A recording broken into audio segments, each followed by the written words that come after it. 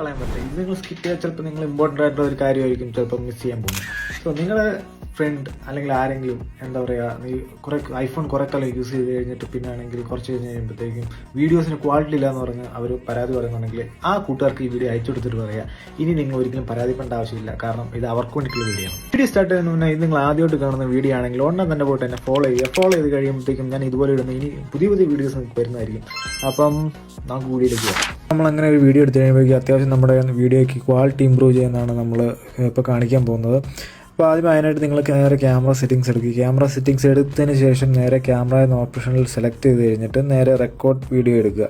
അവിടുന്ന് നേരെ താഴെ പോയി കഴിയുമ്പോഴത്തേക്കും നിങ്ങൾക്ക് ഒരു ഓപ്ഷൻ കാണാൻ പറ്റും, എച്ച് ഡി ആർ വീഡിയോ. അത് ഹൈ എഫിഷ്യൻസിയിൽ നമ്മൾ എനേബിൾ ചെയ്തിടുക.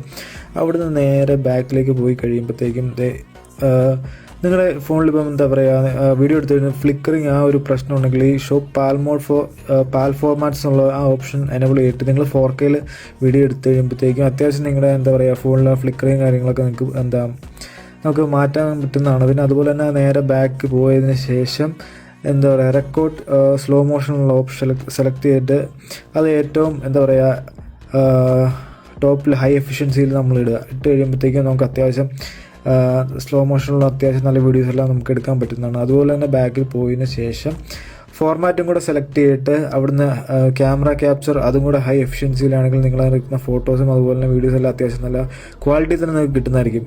പിന്നെ വേറൊരു ഓപ്ഷൻ എന്ന് പറയുന്നത് നേരെ ബാക്കിലേക്ക് പോയിട്ട് ക്യാമറ ഓപ്ഷൻ എടുത്തു കഴിഞ്ഞാൽ അതിൻ്റെ തൊട്ട് പൊക്കെ തന്നെ 4K 60 നമ്മൾ സെലക്ട് ചെയ്ത് കഴിഞ്ഞാൽ നമുക്ക് നല്ല അത്യാവശ്യം വീഡിയോ ക്വാളിറ്റി അതുവഴി കിട്ടുന്നതായിരിക്കും.